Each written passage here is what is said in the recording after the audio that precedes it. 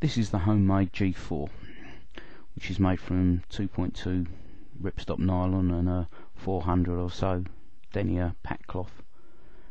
It has three nice big pockets on it, two on either side and one on the back. The ones on the side can take cooking equipment and waterproofs, and I normally put the solar fly in the back pocket, which is good because it gives it a chance to dry if it's wet. The bottom of the pack is slightly flared, which is this is to allow for the sleeping bag.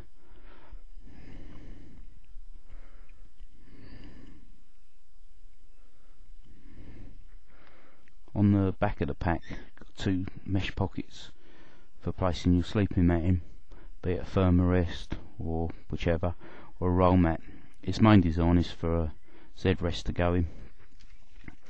At present I just use it with a piece of roll mat, which is handy to pull out and use as a sit mat.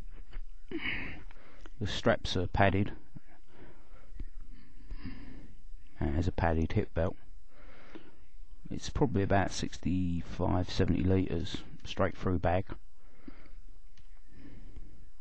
which only closes with a drawstring and some velcro straps to hold it all together. Pretty lightweight, 460 or so grams, which is about a pound. Can carry roughly up to about 25 pound. You do have to be careful with it though. There's a bit of damage here, but otherwise a reasonably good pack and lightweight. Right, moving on to the Go Light Trek. This is the heaviest out of the lot. This weighs about 990 grams. It's about two pound or so, just over £2.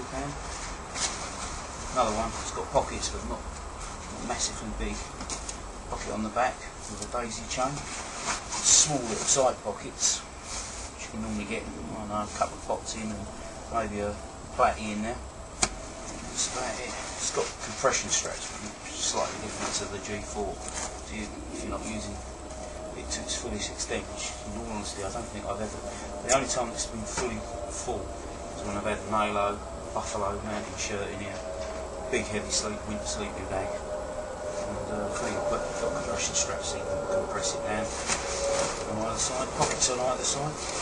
One thing with this, which is quite nice, is it's got a top pocket lid, which has a single pocket in there, and a single pocket in there. I do like that, so it's got pockets on the top, so it just makes it easier for getting stuff out during the day. Again, nice padded shoulder straps. The only problem is no padding on the hip belt. It's just a very, very light bit of foam there. Probably difficult to see because it's heavy, it's black on this as well. It's a good winter pack. If you're carrying a lot of gear, you probably get up to about £30–35 in here. Good winter pack. Summer, not so much, because using lightweight gear and it's small stuff, you just can't fill it, and it's not comfortable to carry when it's not fully loaded, or at least 3/4 loaded. Again the same, just a pull cord at the top, some gear in there at present, and a foam back, which is the same as the G4, but much heavier.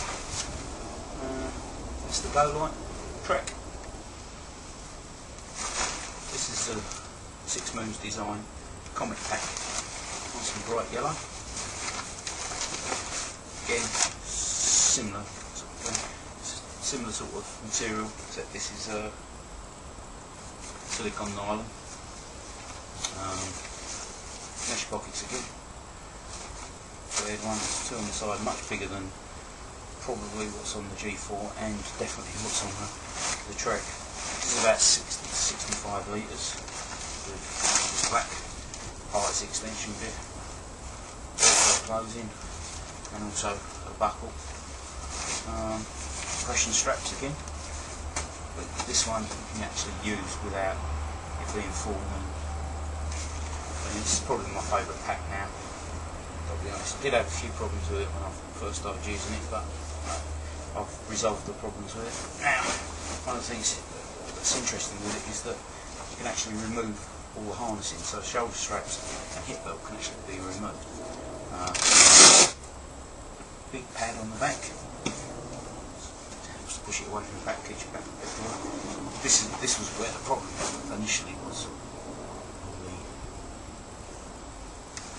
On the pack, this kept slipping, which wasn't ideal. So once that slipped, the pack would slide off your back.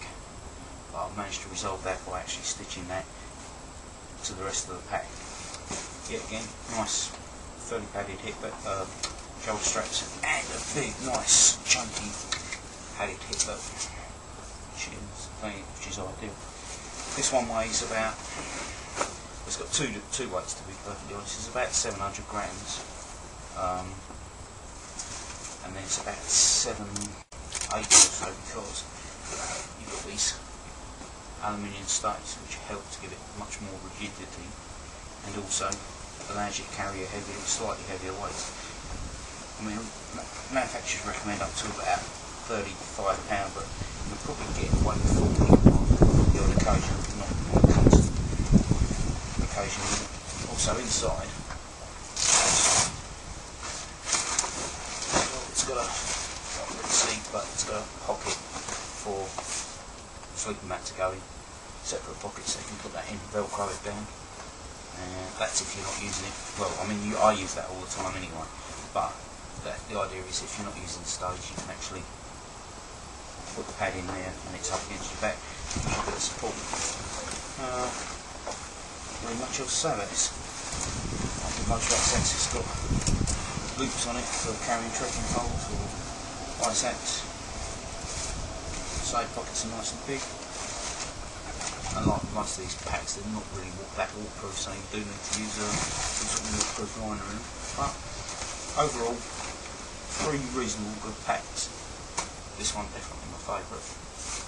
And this is the one that I tend to use most of the time now. I've had it just over a year. I was testing it for a backpack gear test. And like I say, there was initial problems with it, but got over them. I quite like it.